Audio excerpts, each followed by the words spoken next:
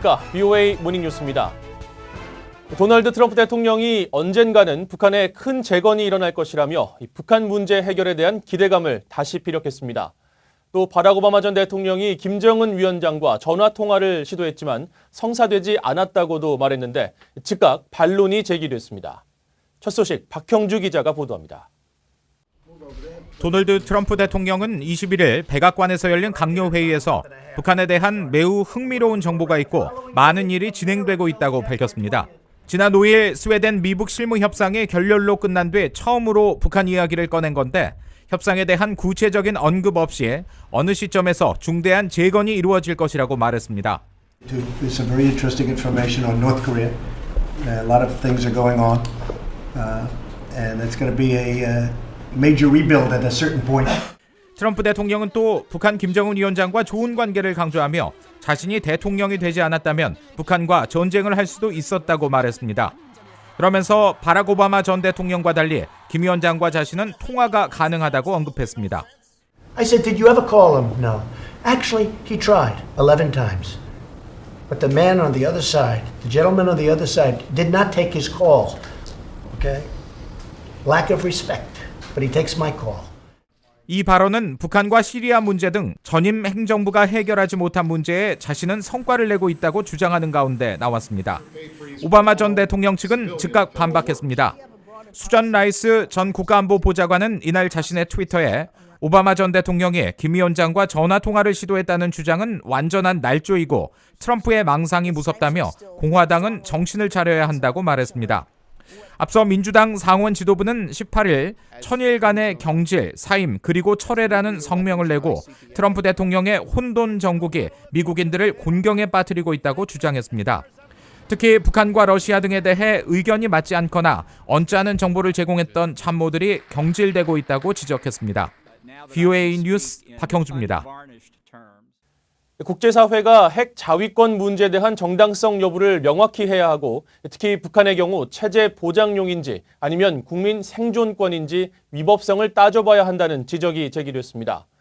일본 외무성 자문기구인 현인회는 21일 핵 군축 관련 보고서를 통해 북한의 핵실험 이후 관련국 정상회담 등을 통해 한반도의 긴장은 완화됐지만 핵무기 프로그램의 완전한 폐기로 이어지는 합의 여부는 여전히 불확실한 상태라고 지적했습니다. 특히 한 나라가 최후의 수단으로 핵무기 사용을 결정할 경우 국제법상 합법 여부가 불명확하며 특히 북한은 통치기구로서의 국가 생존과 국민의 생존이 명확히 구별돼 있는지 따질 필요가 있다고 지적했습니다. 그러면서 북한이 유사시 군사적 패배 또는 지도자 처형을 피하기 위해 일본과 한국 또는 미국의 핵무기를 사용할 경우의 합법성 문제를 제기해야 하며 불법으로 간주된다면 다른 핵보유국에도 동일 원칙이 적용 가능한지 따져봐야 한다고 밝혔습니다. 미국 법원이 북한 선박 YG 어네스트호에 대해 최종 몰수 판결을 내렸습니다. 북한이 법적 대응을 하지 않으면서 별도의 공방 없이 최종 결정이 내려지게 됐는데 북한 자산이 미국 정부에 공식 몰수된 사실상 첫 사례로 기록됐습니다. 함지하 기자가 보도합니다. 이번 소송을 담당한 미국 뉴욕 남부 연방법원은 21일 대북제재 위반 혐의로 압류된 뒤 매각 처분된 북한 선박 YG 어네스트호의 몰수를 최종 승인했습니다. 법원 기록 시스템에 게시된 최종 판결문에는 피고의 물품, 즉 YG 어네스트호가 원고인 미국 정부에 몰수된다는 내용과 미국 재무부 혹은 피지명인이 법률에 따라 YG 어네스트를 처리하고 이번 판결문 사본을 미 검찰 측에 전달하라는 명령이 담겼습니다. 또 YG 어네스트호의 소유권을 주장한 오토 원벼의 부모와 북한에 납북됐다 사망한 것으로 알려진 김동식 목사의 유족 등이 모든 권리를 미국 정부에 이양한다는 합의에 대해서도 재판부가 인정한다는 내용도 포함됐습니다. 앞서 검찰은 5월 9일 원벼의 부모와 김동식 목사의 유족 외에 아무도 법적인 조치를 취하지 않은 만큼 제한된 판결문 초안대로 몰수 소송의 최종 판결을 요청한 바 있습니다. 법원은 검찰이 작성한 판결문 초안을 수정하지 않아 검찰의 요구대로 최종 판결이 이뤄지게 된 겁니다. 이번 판결로 YG 어네스트호는 미국 정부가 북한 자산을 정식으로 몰수해 매각한 첫 사례로 기록될 것으로 보입니다. 현재 매각 금액은 미 연방마셜국이 보관 중이며 조만간 원벼의 부모와 김동식 목사의 유족들에게 분배될 예정입니다. 이번 소송은 북한 측이나 소유주로 알려진 송이무역회사 등이 법적 대응을 하지 않으면서 원고의 의견만을 토대로 한 궐석 판결 형식으로 내려지게 됐습니다. 북한은 과거에도 자신들을 상대로 한 소송에 아무런 대응을 하지 않으면서 여러 차례 궐석 판결을 통한 수억 달러의 배상 명령을 받아왔습니다. 지난 8월 경매를 통해 매각된 와이즈 어네스토어는 현재 싱가포르 선적의 예인선에 이끌려 싱가포르 방향으로 이동 중입니다. VOA 뉴스 함자입니다. 네팔 정부가 최근 자국에 있는 모든 북한 사업체에 이달 말까지 철수할 것을 거듭 지시한 것으로 알려졌습니다. 네팔 현지 언론들은 최근 네팔 산업부 고위 당국자를 인용해 네팔 정부가 외교부를 통해 네팔 내 모든 북한 사업체를 이달 말까지 전면 폐쇄하고 철수할 것을 서면으로 지시했다고 보도했습니다.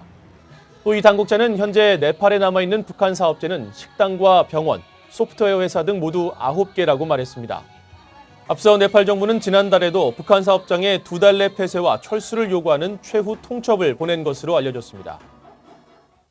세계 동물보건기구가 북한의 아프리카 돼지열병 발병 실태 공개를 촉구했습니다.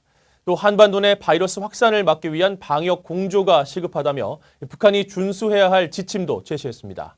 안소영 기자가 취재했습니다. 세계동물기구 OIE가 한반도에서의 아프리카 돼지열병 ASF 확산을 우려하고 있다며 감염 실태와 관련한 북한의 투명한 정보 공개를 촉구했습니다.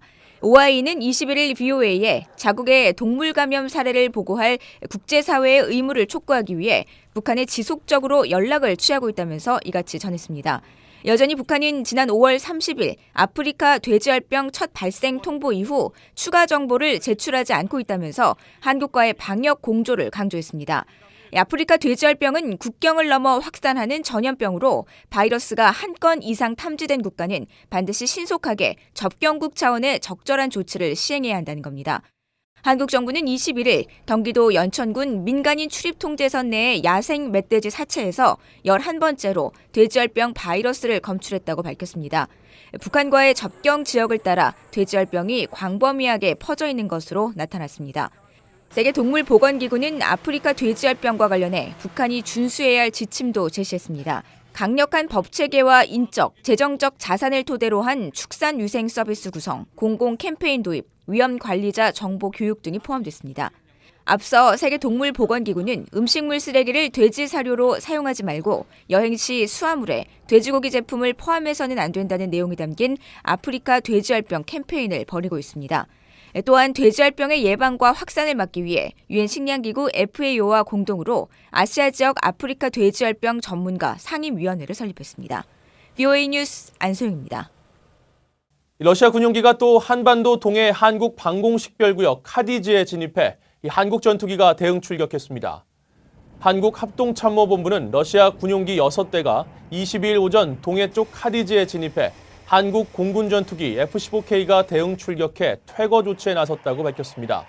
러시아 군용기는 조기 경계 관제기 1대와 전투기 3대, 폭격기 2대 등인 것으로 알려졌습니다.